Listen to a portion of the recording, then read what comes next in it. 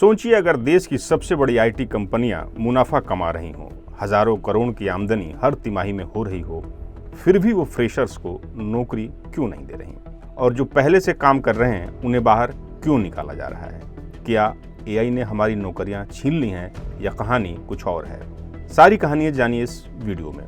Growth के आंकड़े लेकिन जॉब्स में गिरावट। वित्त वर्ष 2025-26 की पहली तिमाही यानी अप्रैल से जून के बीच टीसीएस की आमदनी 1.3% बढ़कर 63,437 करोड़ रुपए हुई। मुनाफा 5.9% बढ़ा। इन्फोसिस ने 7.5% की रेवेन्यू ग्रोथ दिखाई और एचसीएल टेक ने सबसे तेज 8.1% की बढ़त दर्ज की।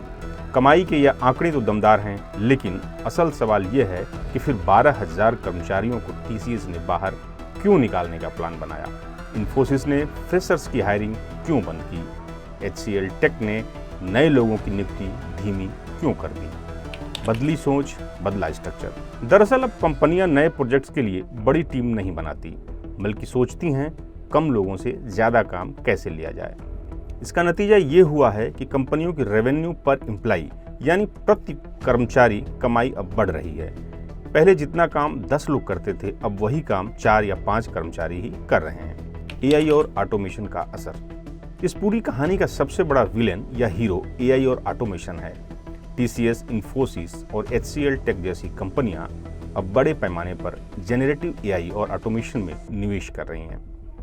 टीसीएस के सीईओ ने साफ कहा, एआई से प्रोडक्टिविटी कई गुना बढ़ी है। अब काम में इंसानों की जगह मशीनें ले रही हैं। पहले पिरामिड मॉडल चलता था, नीचे सबसे ज्यादा फ्रेशर, ऊपर सीनियर।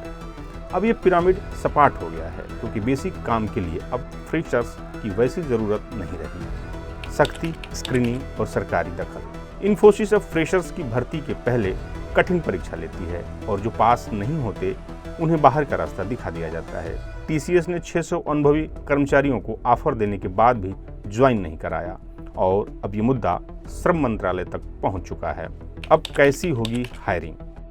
भविष्य की हायरिंग में सिर्फ एक चीज मायने रखेगी, skill. AI, cloud computing, cyber security, इन स्किल की डिमांड है। अब आईटी कंपनियां कम लोगों को हायर करेंगी, लेकिन ज्यादा कुशल, ज्यादा आउटपुट देने वाले प्रोफेशनल्स की खोज में रहेंगी।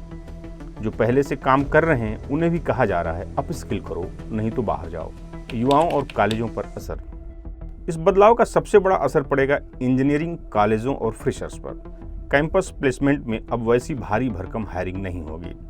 सिर्फ डिग्री से कुछ नहीं होगा, अब युवाओं को खुद से सीखना पड़ेगा, स्किल्स, टूल्स और टेक्नोलॉजी। ये वक्त है आंखें खोलने का। एआई और ऑटोमेशन सिर्फ फिल्मों की चीज़ नहीं है, ये आपके करियर को तय कर रहा है। इस दौर में ये सवाल ये नहीं है कि नौकरी मिलेगी या नहीं, बल्कि सवाल ये है कि क्या आपने खुद को उस लायक बनाया है या नहीं। अब समय है स्किल बढ़ाने का, रिस्क लेने का और खुद को री इन्वेंट करने का। अगर आप एक स्टूडेंट हैं, फ्रेशर हैं या आईटी में काम कर रहे हैं, तो इस वीडियो को अपने दोस्तों और ग्रुप में ज़रूर शेयर करें और कमेंट में बताइए क्या आप एआई से डरते हैं या उसका इस्तेमाल करके आगे बढ़ना चाहते हैं।